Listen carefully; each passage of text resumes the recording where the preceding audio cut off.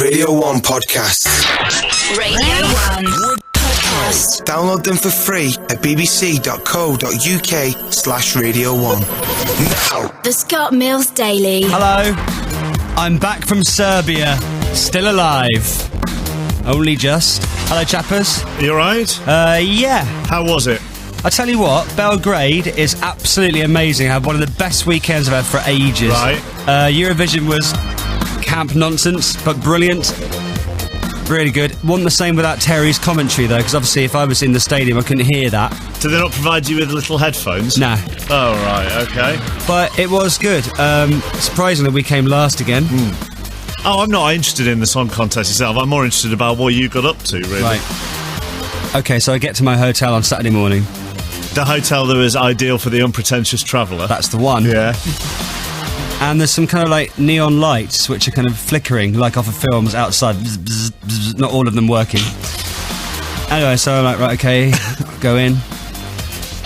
There's some very strange men on reception on the way in. As I walk past, I don't know which country they're from, somewhere in Europe. But as I walked past, they just went, cheeky, cheeky. What does that mean? I don't know. Okay. They weren't the receptionists. No, they were just sat around in the hotel lobby, if you can call it that. So this hotel for the unpretentious traveller just had men in reception saying cheeky. And then They were definitely men, they were men. not the cheeky girls. No.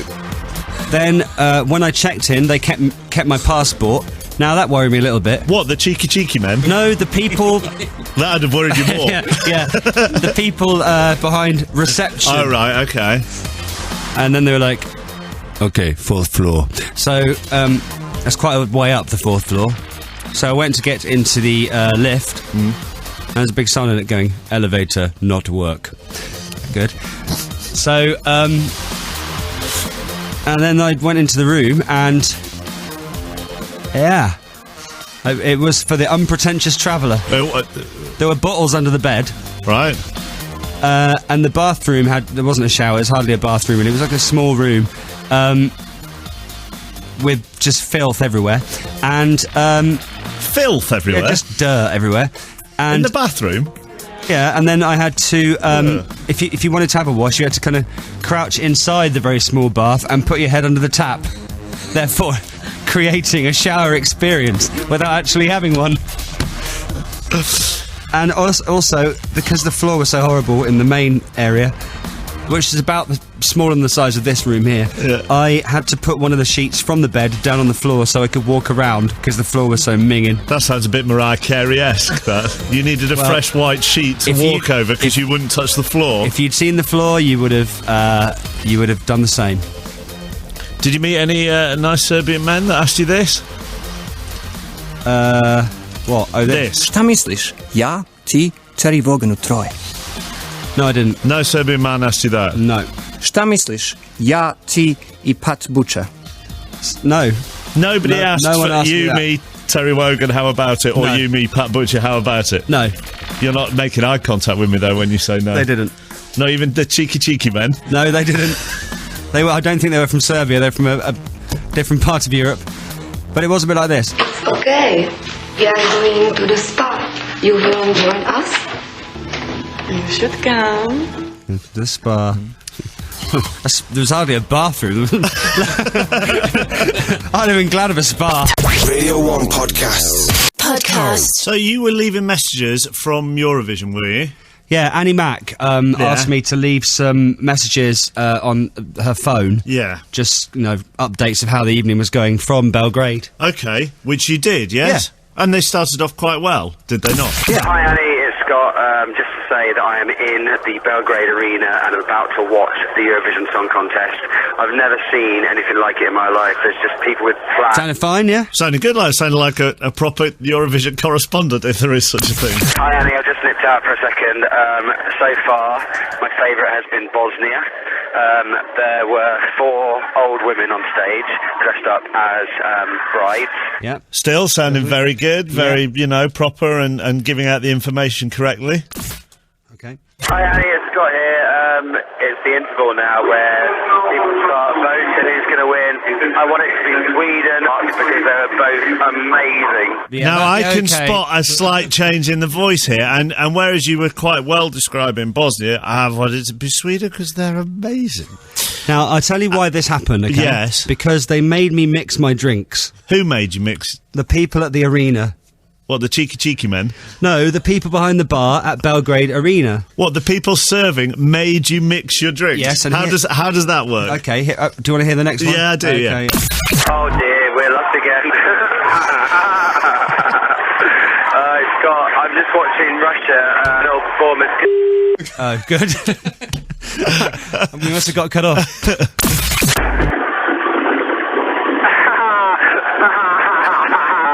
We're on the leaderboard last. Now it's just a gabble and a noise now. So Okay. what were you drinking? Right, the first time I went to the bar, I went, hello, 2 beers, please. Yeah. Okay, no problem. I had 2 beers. Not I didn't have 2 beers, the person with me. Yeah. Okay, second time, hello, 2 beers, please. No. Okay, I just had a beer before. I was like, why can't I have a beer? No, not allowed. The cops say not allowed. The cops? The cops have been watching you? The cops had banned... No, they haven't been watching me. It was a blanket rule. Right. No beer. Okay. But they went, you can have wine. I went, oh, well... They had been watching it. They knew all about you. Who am I to argue? So I had some wine. See, mixing the drinks. Yeah. So then I went back third time. Hello, can I have some wine, please? No, not allowed. Oh God. Okay. So can I have? What can I have? Beer. Okay, so I can have beer again now. Yeah. Right, but you're only allowed to put in 2 cups. So I had to take 1 beer and put it in 2 cups. Every time I went back to the bar, the rules changed. Well, they're not just trying to obviously get you me drunk. Yeah. So I can leave messages like this.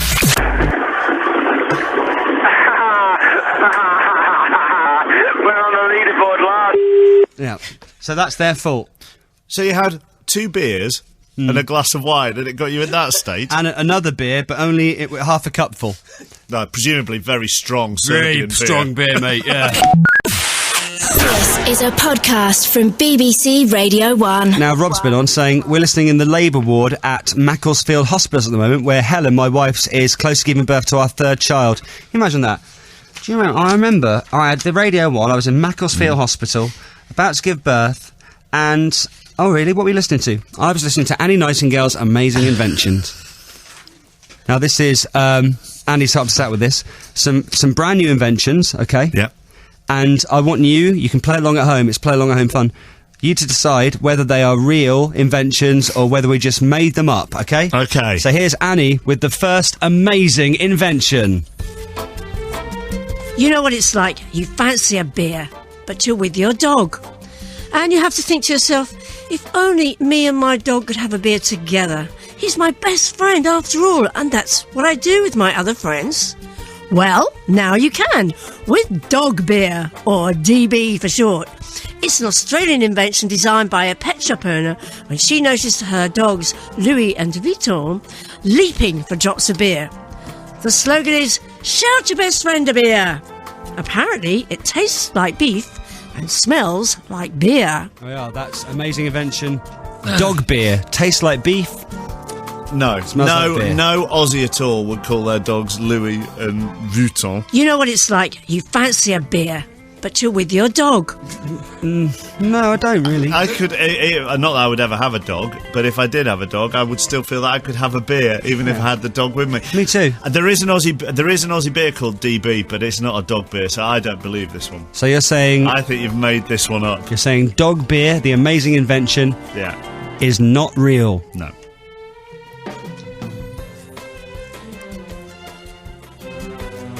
Oh, you're building a tension here.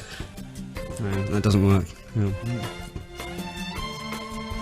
Just do the noise yourself. You're wrong. That's real? That is real. Dog beer. Oh yeah. Dog beer is real. Oh yeah. Oh my god. Have you got it up there? Yeah. Can you see it? It is, yeah, So next- a no alcohol beer brewed especially for dogs. See? So now you can lessen the guilt because you can have a beer and have your dog there at the same time. And there's a man sat at a bar with a dog on his lap, Also at the bar. Yeah, because dogs feel left out if you're having a beer and they're not. They do. Maybe. My God. Are you ready for the next Annie Nightingale amazing that invention? Picture reminds me once where I was in a bar at Manchester Piccadilly at the train station there with a man and his guide dog, and whilst the man was sat having a beer, the dog was also having a beer? No, his guide dog wandered off.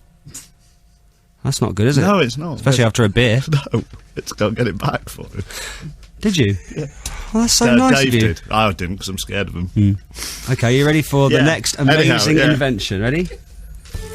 Is this real or not real? Play along at home. So, you've quit smoking, but you know what it's like. You really miss having that thing in your hands. You miss putting the tip in your mouth and inhaling. You miss blowing out smoke. But there's nothing you can do. Smoking is banned everywhere. Well, that's where you're wrong. Thanks to the Gamucci microelectronic cigarette, you can puff away in public again. It looks just like a cigarette, but the smoke is just vapour, which is produced thanks to state-of-the-art microelectronic technology. It's safe, has no tobacco, but you can still look like a dirty smoker. Great. There we are. That's the electronic cigarette. I think that's real. I've read about that. Why do you think that's real? I think I've read about it. Have you? I think so. I never thought I'd hear Annie Nightingale say this. You miss putting the tip in your mouth. Stop it.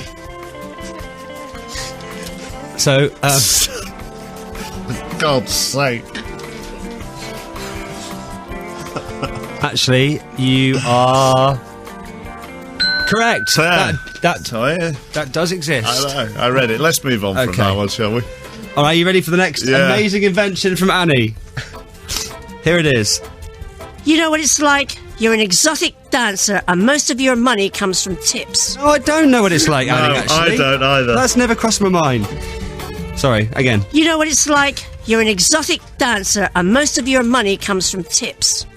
But the problem is, as your clothes come off, there are less places for your customers to put the money. Well, help is at hand with the 7-inch exotic dancer shoes. They feature a 7-inch high heel and a built-in tip jar located in the sole of the shoe. It's like a piggy bank in the base of your stilettos. Now, no more embarrassment of where to put the cash when you drop your drawers, thanks to the 7-inch exotic dancer shoes. Thank you, Annie. So, is that real or not real? She sounds like she knows what she's talking about there. You know what it's like? I don't know. She's obsessed with tips this afternoon, isn't she? Real or not real? Not real. I can't imagine that you'd... No, not real. A little compartment in the basement of your stiletto, so if your drawers come It off, would be- you can still put the money in your shoes. It's very difficult to get money into a stiletto, I would imagine. So you're saying that's not real Whilst they're invention? trying to dance. That can't be true. I'm afraid... Oh, jeez. You're wrong. There we are. That is a real invention. I'm now going to show you the picture. Check out those stilettos. Oh, you couldn't dance in them, could you? I like it that the compartment on the bottom of the heel says tips on it.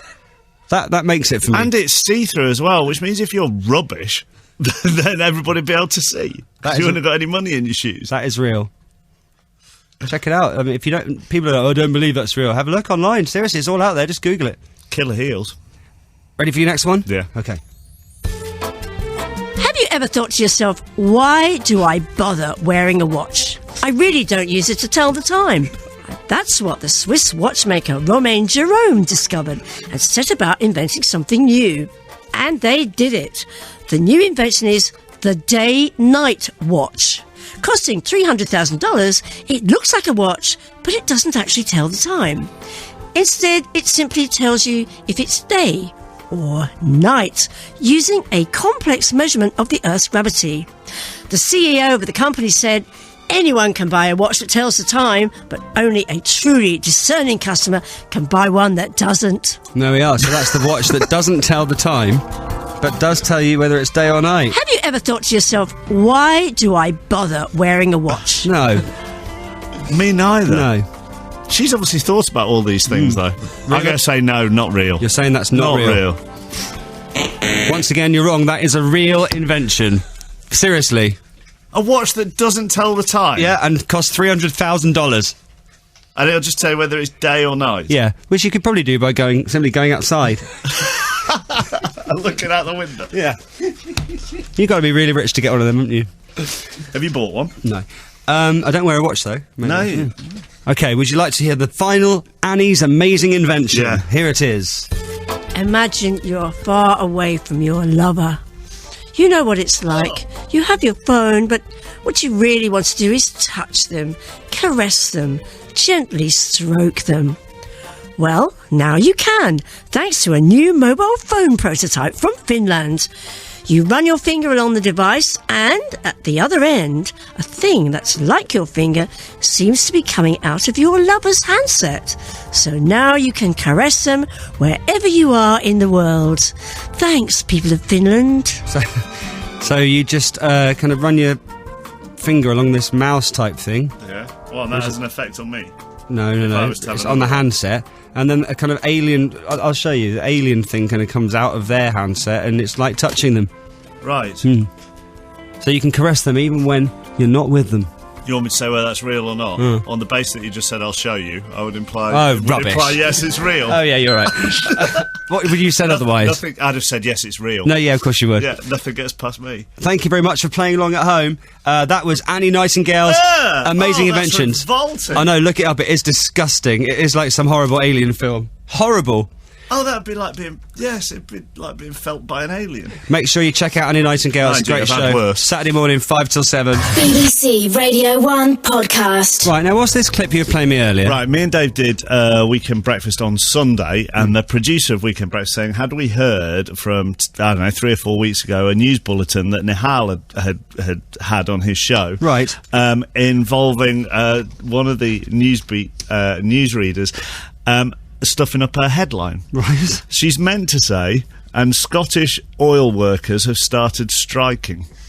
Okay. So striking is the word that she's meant to say. Now at 7:30, it's Maddie Savage and Tim Peach. FM. Online. This is Radio 1. Scottish oil workers have started drinking, and the Premier League title's still up for grabs. Now, it's not even close, is it? How did she get that How wrong? do you confuse striking and drinking? Now at 7:30, it's Maddie Savage and Tim Peach. FM. Online. This is Radio 1. Scottish oil workers have started drinking. This is a podcast from BBC Radio 1. Now, you know, we were talking a bit earlier about the man with the guide dog at Manchester Piccadilly Station. Yes. Who was having a beer and his dog walked off. Yes. And then Comedy Dave went to get the dog Yeah, back for him. yeah. Now, on that subject, someone who was in Serbia that I knew at the weekend that I met up for a drink on the Sunday was saying, we were just talking, I don't know how we got onto it, but he was saying that you don't just get guide dogs. Right. Do you know anything about this? No. Right. Like, in some places, they use different animals, not just dogs. What? As He told me you can get guide pigs. guide pigs? Yeah. Now, am I being gullible by believing him? Yeah, but then I didn't think some of Annie's inventions were real, and it Yeah. turned out they all were. Yes, I think you are. He 'Cause I told was you like- this on the Sunday, or did he tell you on the Saturday whilst you were delivering messages to No, Annie Mac as just the in- beer and the wine took hold? Sunday afternoon, having a coffee in a cafe. And I was like, yeah, whatever. But then he was convinced that you can get guide pigs. A Now, guide pig? I've never seen that. I mean, for instance, today I went for a little run in the park, saw a blind lady with a dog. That's quite standard. I've never seen anyone with a pig. Have you? No, not as a guide pig. Got some no. good news for you. We've got you an animal to help you out, but it's not a dog. Here's your new friend.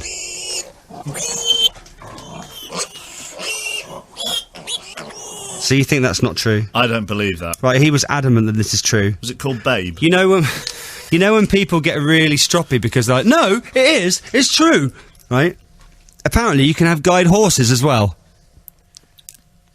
And how on earth do you do that? Aren't they a bit big? Yes. You can't be led down a street by a horse. Well, you could. Well, That man at Manchester Piccadilly couldn't have sat at the bar having a beer With a pig. Well, we could with a pig maybe. You could get the pig into the bar, but not with a horse. yeah. Couldn't put, tether his guide horse up whilst he had a pint. And It's like one of those rubbish jokes you get sent on email, isn't it? A horse walks into a bar. they are. People are saying you can get guide horse. You can't get guide horse. Right, okay, let's check it out. Charlotte and Edinburgh. No joke. You can get guide horses. Yeah, you can get guide... Yes? Oh my God, you really can't... You can get guide ponies, says Becky. No one's texted in about guide pigs yet. Okay, yes they have. Rich and Well done, Rich in Wrexham. Rich in Wrexham. Guide pigs are real. Right, we need to look this up. Radio 1 Podcasts. Hello. Hello, Scott. Hello, who's that? It's Vicky from Fife. Hi, Vicky from Fife. How can I help you today? I just wanted to say that there are such things as guide ponies. They're mostly used in America, and they're a breed of pony called a falabella, which is about the size of a large dog. It's about the size of kind of a golden retriever. So you're saying that there are guide horses? Absolutely, definitely. Why would you have a guide horse as opposed to a guide dog? I don't know. It's mainly an American thing. Right. Well, they don't have dogs in America, no? Right, how do you know this? Because I'm a riding instructor. Oh, I see. And because when I was out in America, I saw them. You can't ride them, though, surely? No, they're like, they're very, very little. They're size, very small children could ride them. Right. But they are the size of kind of a large dog. Right. Well, that's brilliant. But, yeah. And you could take that into places with you? Yep. You can take that into a pub with you? You could. I might get one. There was a local bar. When I was out in America, there was a local bar, and a man would come in every day with his little guide pony. Wow. And he would sit at the bar and have his pony next to him. That's pretty cool, I like that. What about guide pigs? I don't know about guide pigs. Right. I haven't seen any of those, so I'm not sure. If there's any pig experts listening that know about this, could you please text 81199, because I think that maybe I've been gullible. There's no such thing as a guide budgie, though, is there? No, there's not. No, that Or that a wouldn't guide be badger, don't be so stupid. Carlos in Belfast, duh. Or guide mice, don't be so stupid. I'm not that gullible, alright? Podcast. Now, we were talking earlier about when you just say the wrong thing or the wrong word. Like poor Maddie off Newsbeat did a couple of weeks ago. What was the word she was supposed to say? Striking. Okay, so in this clip, she's supposed to say striking. Oil workers have started striking. Scottish oil workers have started drinking, and the Premier League title... No idea why she said that at all. Hello, Radio 1. Hi, Scott, how you doing? I'm good, how are you? No, I'm not bad, mate, I'm not bad. What's your name? Al. What are you saying, Al? I once told my boss, Kelly, that I had a girl in my boot of the car. Right. To that, I got a blank expression and a shocked look. Well, hello, I've got a girl in the boot of my car. Right, what were you supposed to say? Tools. I had tools in the boot. But you just said the word, instead of tools, you just randomly said the word girl. Yep. Why? I have absolutely no idea. You've never had a girl in the boot of your car? None of the girls in work came near me for the rest of the day. I can see why that would happen. We've had it's amazing how many teachers have done this. Yeah. But I won't say who this is. No, but I just called her. She's like, no, I probably don't want to come on. It might be the end of my career. She was taking a photo of her class of 8-year-olds, and instead of telling them to say smile, told them to say Budweiser. This is a podcast from BBC Radio 1. Are you ready for some badly bleeped TV? Yes, I am. You're actually crying. What's going on? I can't read it. I can't read it out. Just a very funny text about somebody getting words wrong from Rob in Bedford. Right. Compose yourself. Yeah. You need to concentrate for this. It's badly bleeped TV. It's just missing words. What we do is watch some highbrow programmes on the television, and then you have to guess what the word is that's missing. And it's not just you, Chopper. All the listeners can play along as well. All right? Yeah.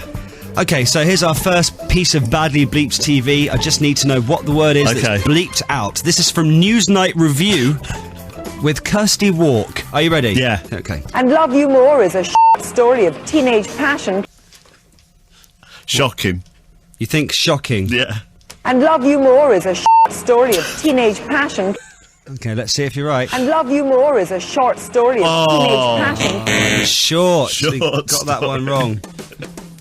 So short was the answer there. Let me know if you got that right on 81199. Ready for the next one? Yes. Okay, this is from a TV report on BBC News about Eurovision. Okay. Let me know what you think. But there has been criticism of bloc voting by Eastern European countries supporting their neighbours. So, what do you think? What's the word? Countries. Countries. But there has been criticism of block voting by Eastern European countries supporting their neighbours. Yay! Got that one right. Well done. Well done. And now, the next one. You ready? Yes. This is from Newsnight with Gavin Esler. Okay. Let me know. Tonight, a historic by-election defeat for Labour. Are they now f***ed as an electoral force? What do you think? Do you want to hear it again? Yes, please. Okay. Are they now f***ed as an electoral force? Finished. Are they now finished as an electoral force? Yay! I'm well getting done. better at this. You really are. Well done. Radio 1 podcast. Download them for free at bbc.co.uk/Radio 1. Let me take a call. Hello, Radio 1. Hi, Scott. How you doing? I'm fine. Who are you? Kenny from Nottingham. How can I help? Reference your story on the guide pigs. They actually do exist. Right, how do you know this? Well, one was recently featured on an edition of Country File on the very own BBC. Wow. And they're called assistant pigs. So they're assistant pigs?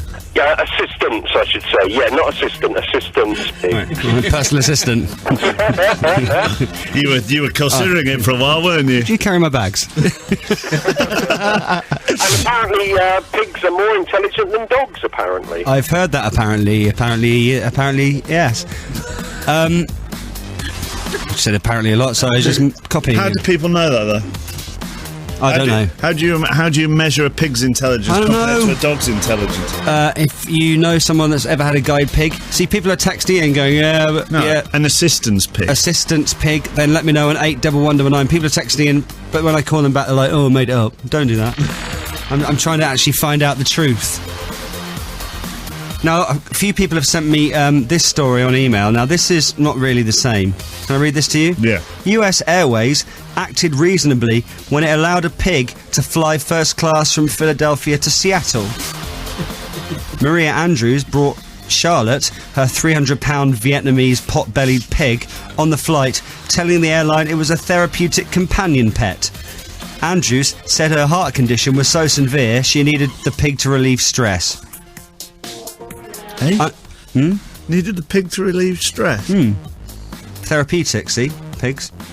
Under federal rules, airlines must permit a service animal to accompany passengers to their seats. The airline filed an incident report based on passenger complaints that the pig became unruly when the plane landed. The animal tried to enter the cockpit and refused to leave the galley until a passenger tossed food at her, according to the report. That's not the same. That's not the same thing at all. But I quite like it. Radio 1. Scott Mills. How does a pig try to enter the cockpit? Or did he walk up to the door and knock?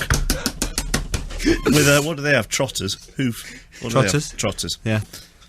It's quite hard to get into a cockpit these days, anyway. Especially for a pig. This is a podcast from BBC Radio 1. You know, we've been playing this clip from EastEnders for a while now of Pat Butcher sounding a little bit wrong.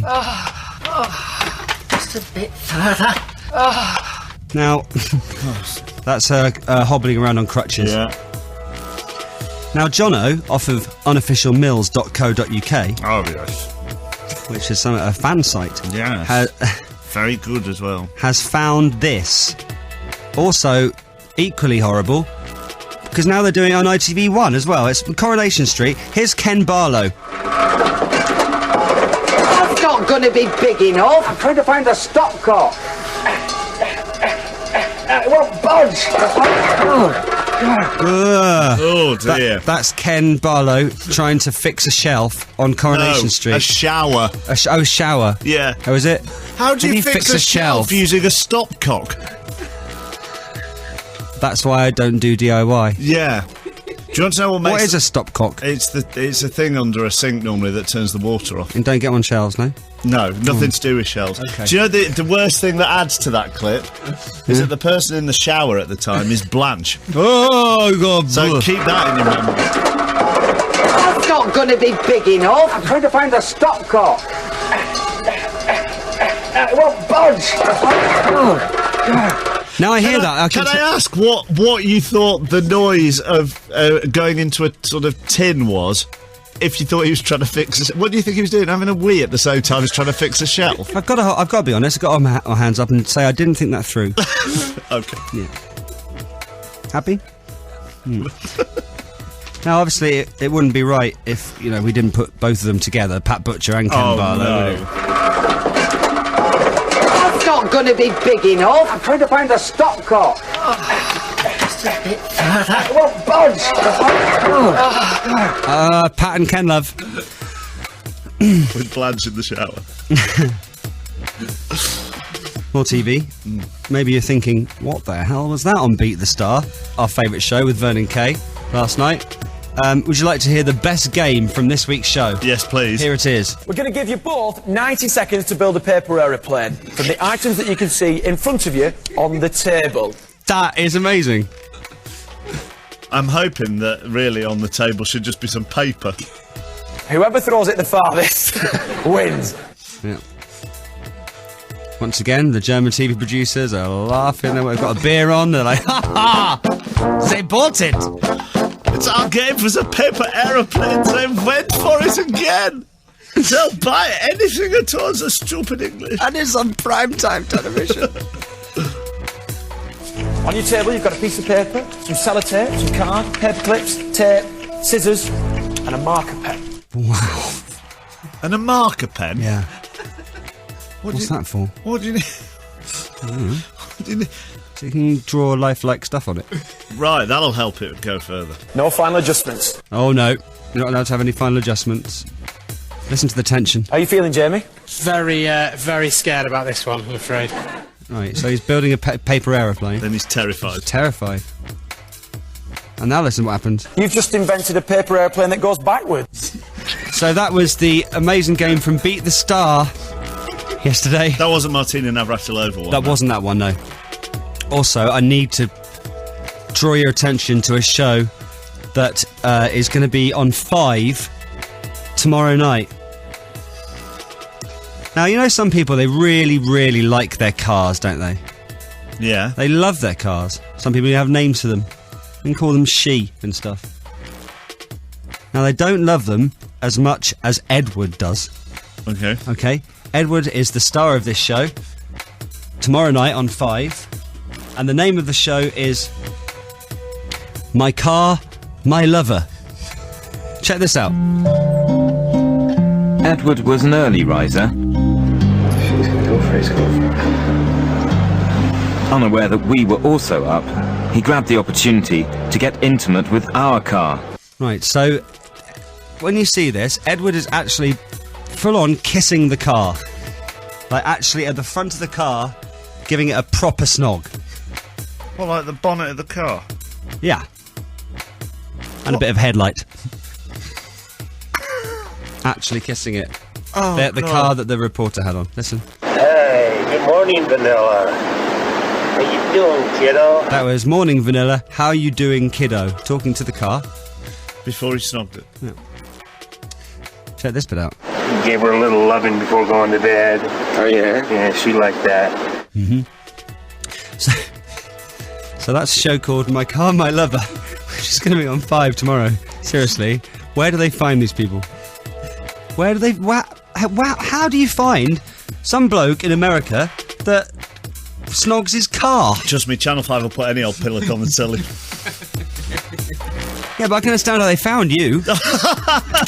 Radio 1 Podcasts. I'm just astonished how they find these people for these shows. What do they get someone? Does someone ring them up or something? All right, mate. I know this. Is that a TV company? Yeah.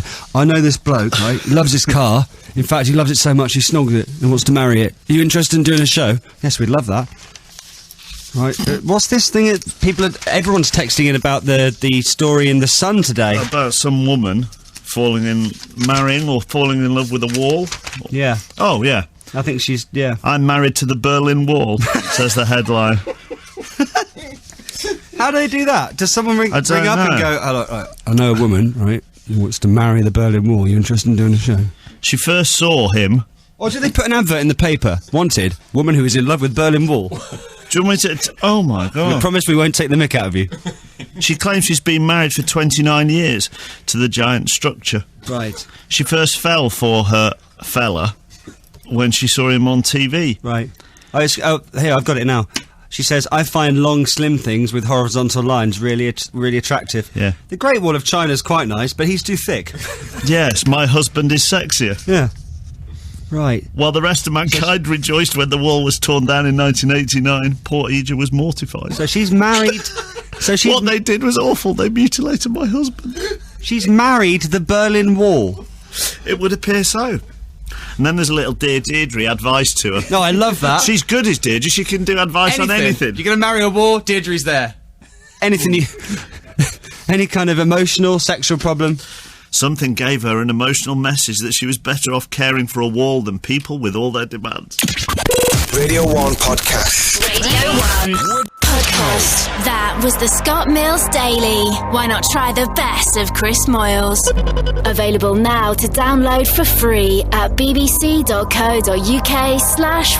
1.